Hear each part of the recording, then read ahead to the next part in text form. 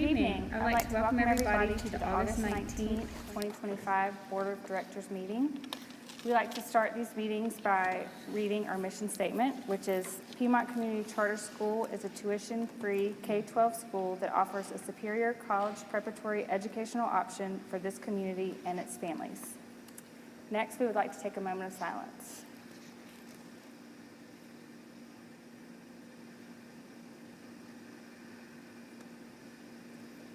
Okay, item number 3 on the agenda is public comments. Do we have any public comments? No, ma'am. No? Okay. Item number 4 is awards and recognition. Good evening, board members. This is an exciting report. I'm very happy to be sharing all this great information with you. This year marks the 25th anniversary of Piedmont Community Charter School. We are proud to celebrate 25 years of serving this community as a superior K-12 school of choice.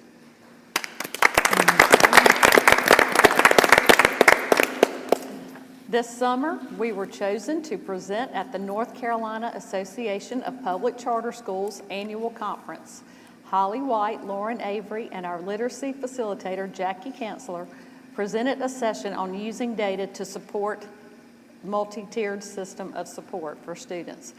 And I was in that session. It was very interactive. They did a fantastic job. Everybody that attended learned a lot, heard a lot of great comments. I was very proud of them. Also, Claire Wilson presented a session on navigating charter school finance. And at the end, everybody clapped. She did such a wonderful job explaining this complicated way that we receive funding and how it is given to us. Jennifer Killen has been elected to serve as president of the Gastonia East Rotary Club. With a strong vision and commitment, she looks forward to carrying on the meaningful impact Rotary has on the community. Also, we are pleased to announce Piedmont's Cognia accreditation has been renewed for another 6 years. This is an outstanding achievement, showing that we are committed to those high standards. We also received a 10-year charter renewal from the state of North Carolina.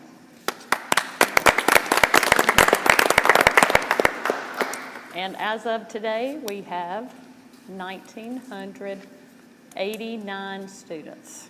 That's amazing. All right. Yes.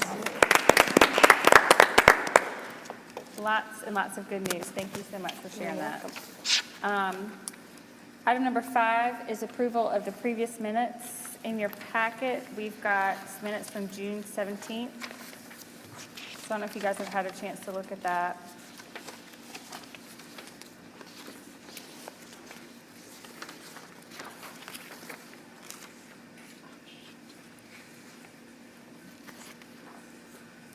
Are there any corrections,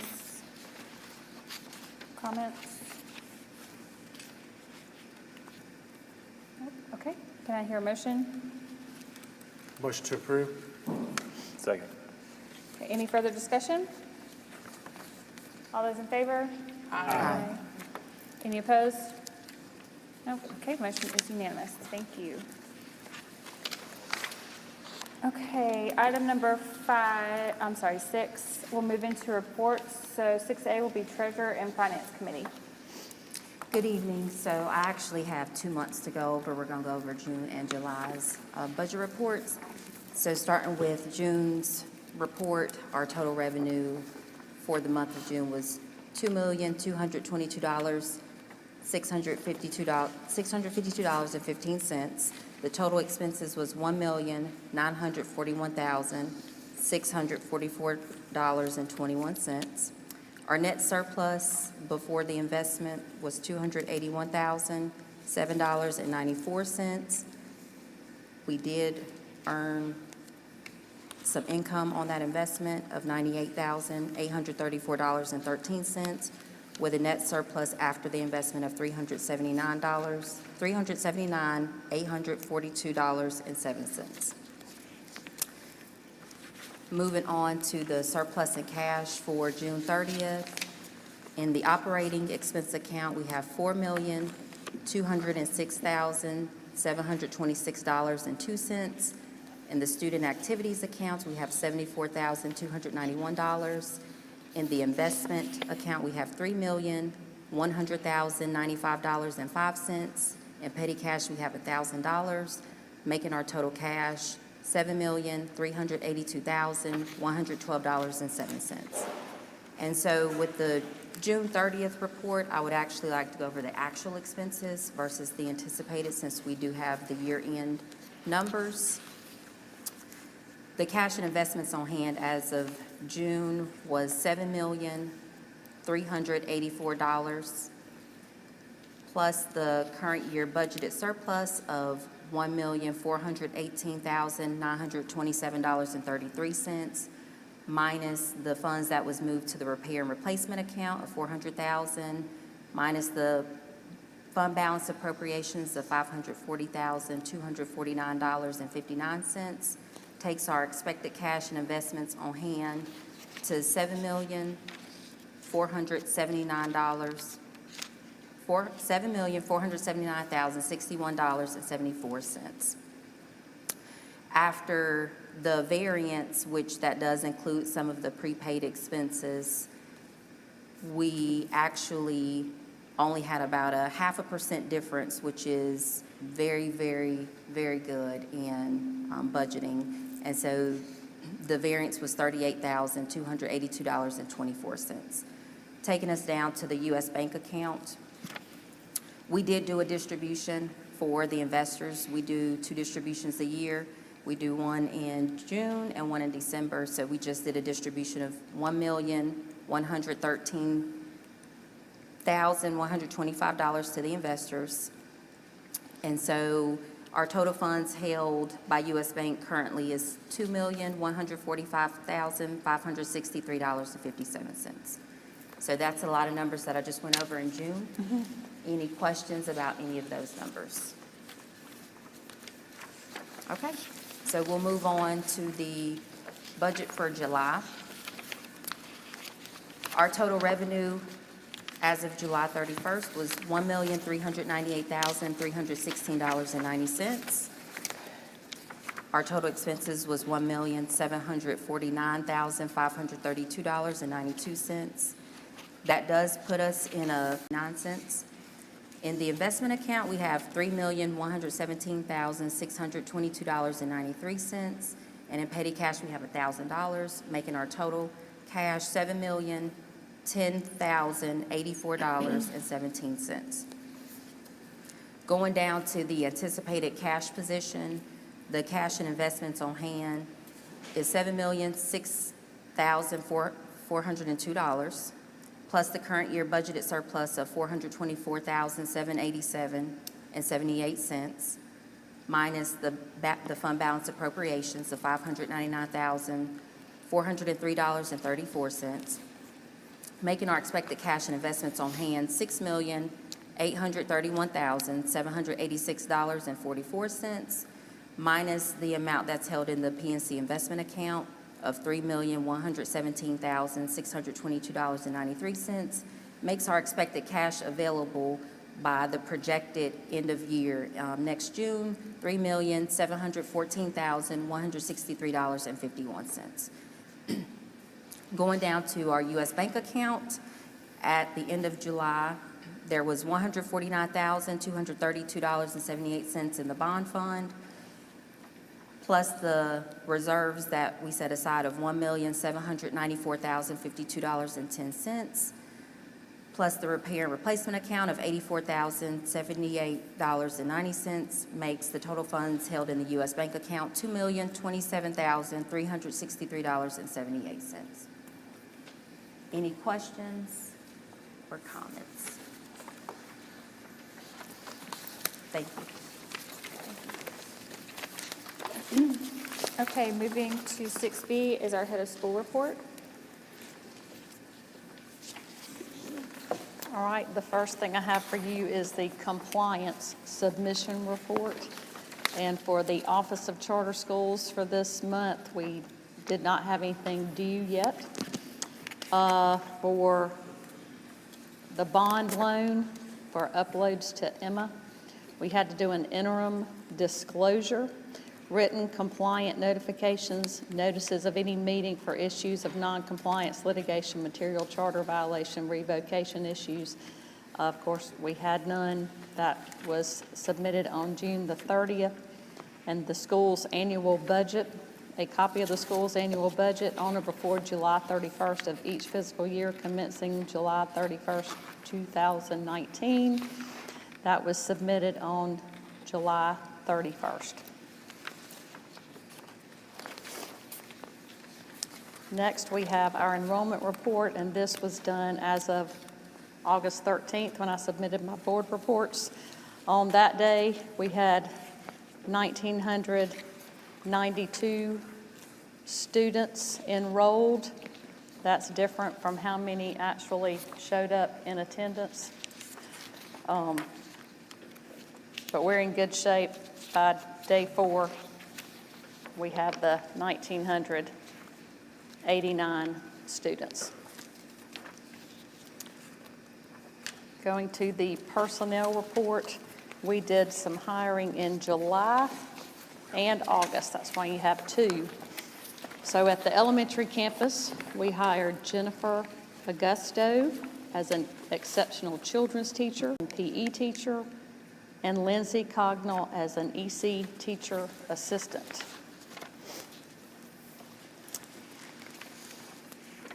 In August, we hired Jennifer Hedgepath as a 4th grade interim teacher. We are still looking for a 4th grade teacher. Nicholas Skaggs, chorus, and Chloe Phillips, EC teacher assistant.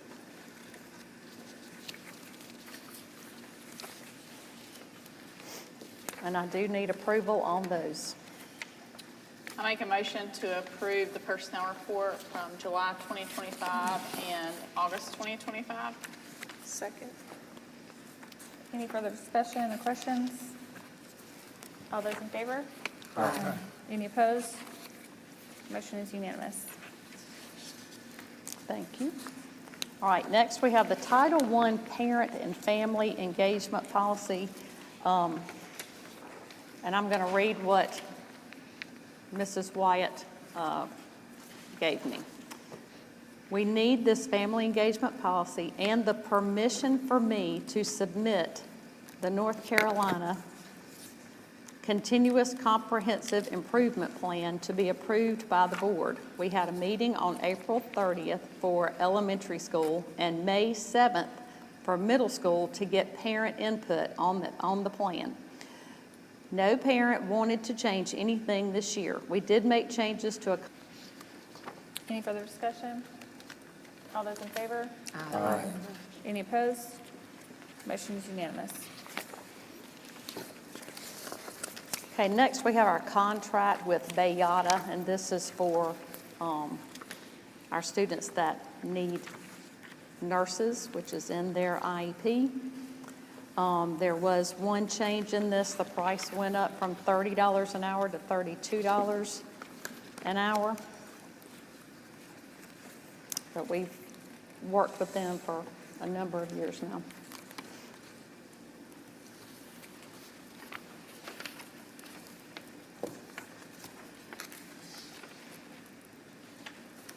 So we will need a motion to approve this as well, correct?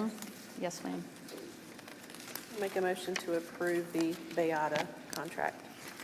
Give you a copy of the email that we got from Cognia. It says, greetings from Cognia. We hope this email finds you and your family, your students, parents, and staff in good health. We are delighted to inform you that your institution has been awarded accredited status by the North Central Association Commission on Accreditation and School Improvement, the Northwest Accreditation Commission, and the Southern Association of Colleges and Schools Council on Accreditation and School Improvement. The 3 listed regional agencies provide your institution with a highly regarded accreditation that is recognized throughout the world. This action was conferred by the Cognia Global Commission on June 26, 2025. And the other page you have is our score. So we scored a 335. A score above 300 means this, and they call it an IEQ. An IEQ above 300 indicates the institution meets Cognia's expectations for accreditation that include one or more areas for improvement and may include one or more noteworthy practices. Institutions must address the areas of improvement and provide evidence of actions taken and results to Cognia in a required progress report due 3 years following the review. Additional progress monitoring may be required if satisfactory. If there was a crime being committed, they will have access to all of our cameras on all 3 campuses. And I'm really honored that they chose us to be the first school to be involved. And the press release will be done on September the 4th. And me and Malia will be attending to that ribbon cutting and for the press release. There's limited space, so that's why we can only have 2 people there. But there are tours beginning, and this is your invitation to go tour the Real-Time Crime Center. So that's also on September 4th, and there are some different times there, and all you have to do is email Tanya Taylor to RSVP if you'd like to go see it.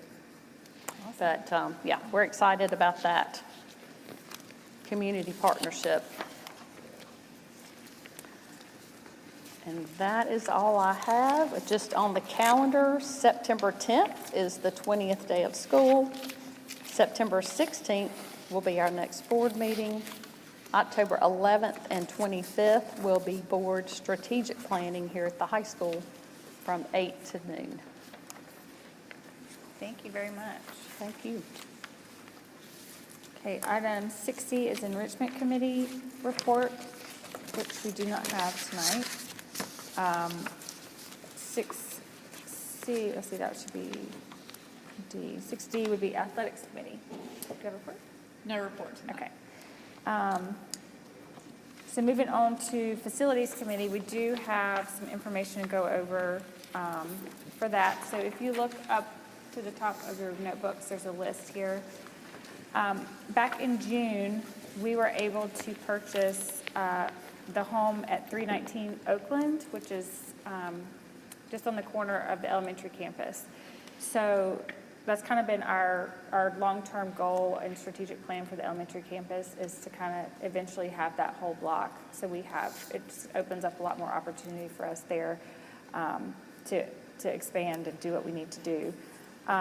So what we need to do tonight is ask the board for funds to upfit that house for office space. So right now, it's obviously, there's a family living there, so we need to make it appropriate for office space for the school.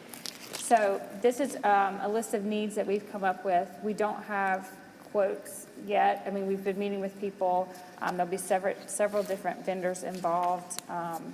There's obviously just kind of normal renovations that need to happen: internet, security system, fire alarm, phones, painting, printer copiers, office furniture, movers to move stuff from the old house, and just kind of stuff to get them going. So what we're asking for to move from the reserve account is $100,000 with a 10% contingency. And this just lets them get started with these renovations. And that's a lot of information. If y'all have any questions, feel free. July 23rd, so we're a month in, we haven't really done anything yet, so. So you have 30 more days to keep moving quickly. Yeah. And as long as something's being done, insurance is okay. We just didn't have approval for the funds yet to do that, so. The contractor is Kenny Champion. He's somebody we got a quote from, or we're working through a quote. And we want to move it from the operating expense account, Or from like the fund balance, like so it would come from there, not from operating. Yeah, not from operating. Okay.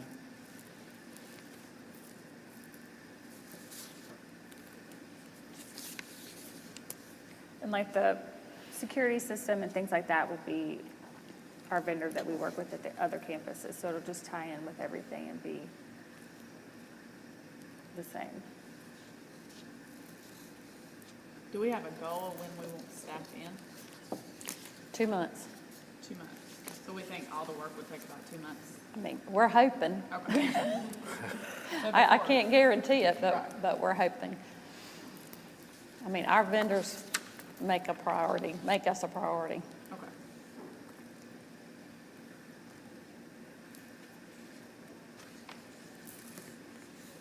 Anybody have any other questions? We will need a motion to approve.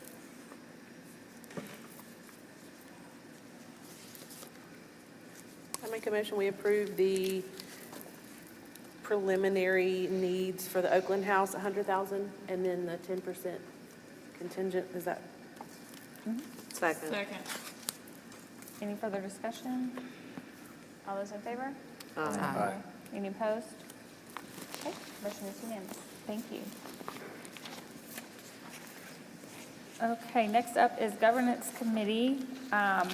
And we do have one thing to do under that, and that is to seat our new middle school staff board rep, Ms. Adrienne Delvade. So if she could please come up and have a seat.